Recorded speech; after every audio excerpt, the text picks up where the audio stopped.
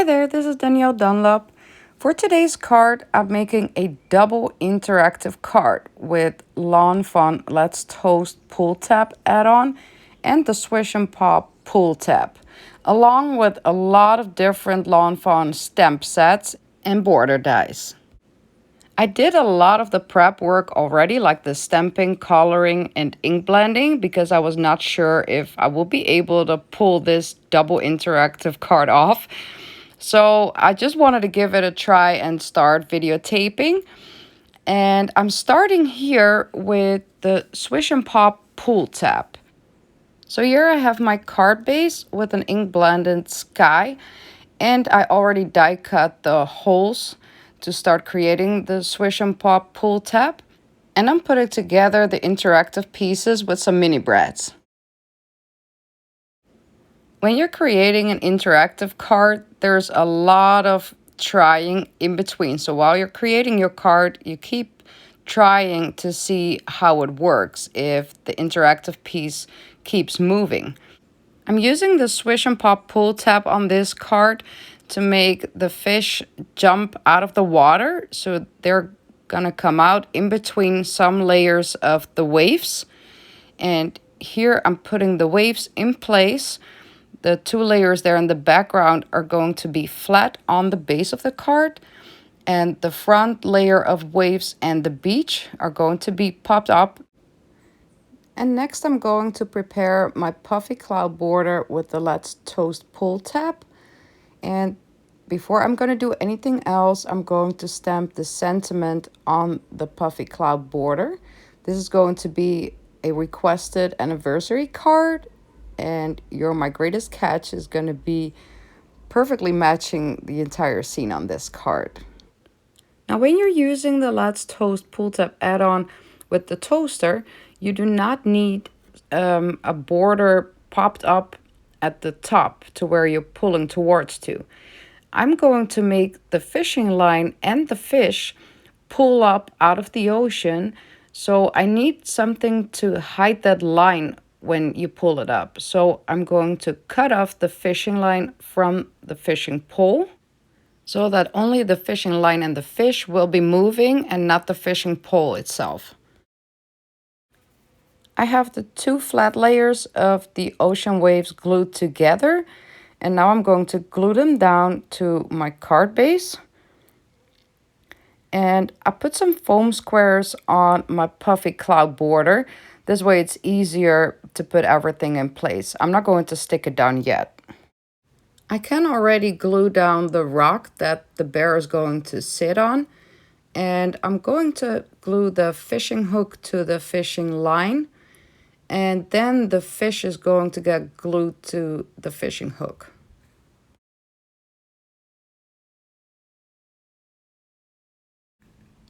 Because the fish is much smaller than the original piece from the Pull Tab add-on, I had to make some adjustments.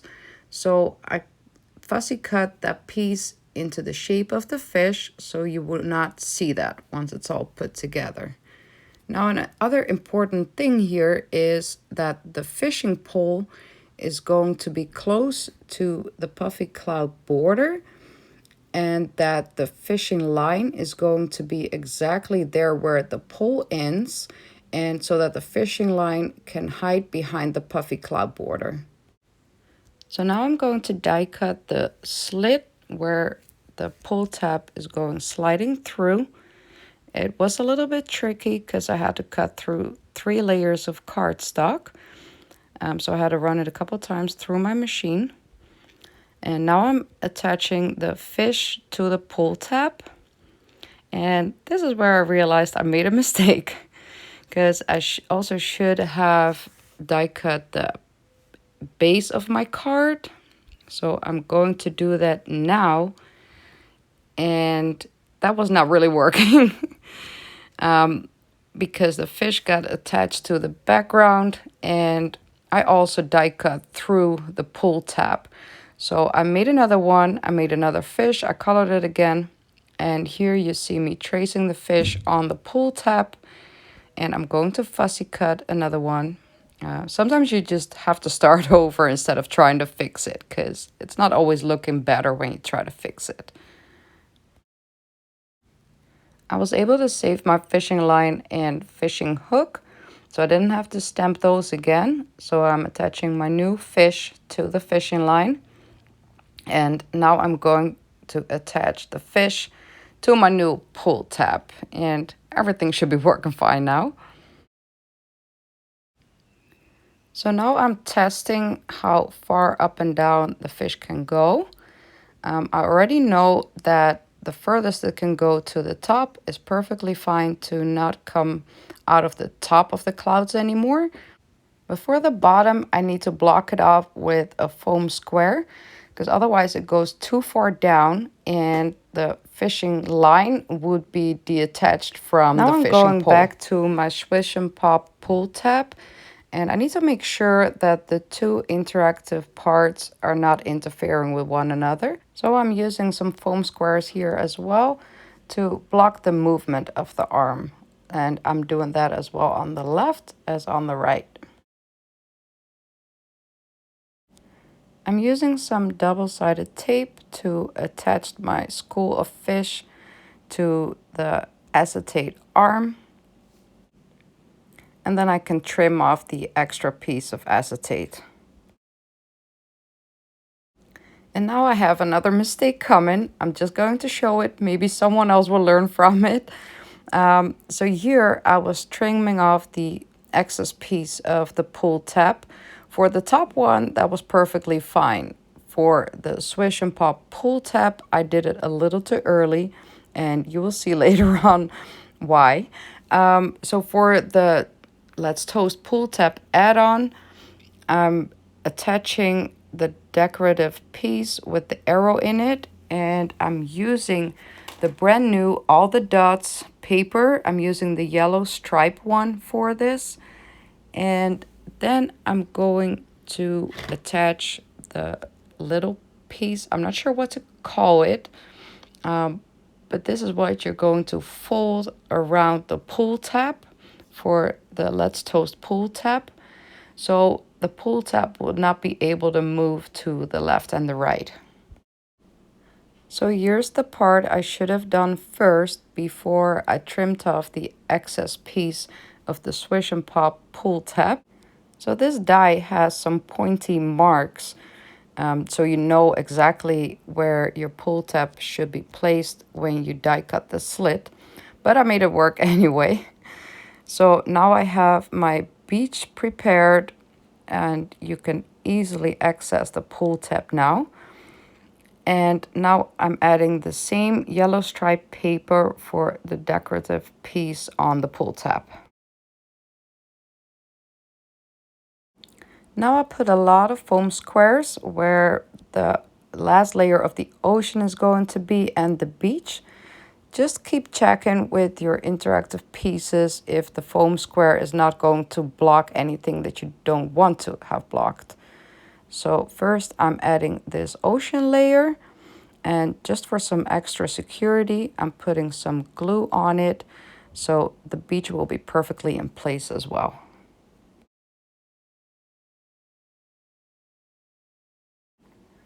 Now I can also attach my puffy cloud border. Earlier I already put the foam squares on there, and now I'm just going to put it in place on the base of my card. And now that the real stressy part is over, I can start with the fun part, and that is decorating my cards. And I'm putting the bear in place first, and I realized you're not really going to see much of that rock that I'm going to put him on, but it's okay. I just need to make sure that the fishing pole that is attached to him is going to be in the perfect spot where it's going to meet the fishing line. And now I'm going to put some more rocks around the bear. So this is supposed to be a Saba scene. Saba is the teeny tiny rock that I live on. It's a volcano. There's a lot of rocks on the beach, in the water, everywhere. So this bear sitting on a bunch of rocks is perfectly fine for a Saba scene. Now that I was putting this card together, I did realize that my beach was quite big, and maybe it would have been better if my big sentiment would have been stamped on the beach instead of on the cloud, but I had that done already anyway. So now I'm just filling up my beach with some more rocks, some shells, and some sea stars. And maybe it's a good thing that the beach is looking a little more quiet since there's so much else going on already. So I have another school of fish that is going to be tucked there in between the waves. I thought that was fun besides the moving school of fish. And then I'm going to use these smaller fish. I'm just randomly going to place them in the ocean. And I think one of my favorite parts is going to be this little sailboat from Smooth Sailing. And I had a little space there between the clouds where there were no foam squares. So I could tuck that in there perfectly. And then I'm just going to slide it there into the waves. And it's such a perfect addition to this Seba scene. I hope I inspired you to create more than one interactive element on one card. It's a bit tricky and there's a little math involved, but I think the end result is so super cute. If you enjoyed this video, please like and subscribe, and I'll see you all next time. Bye bye.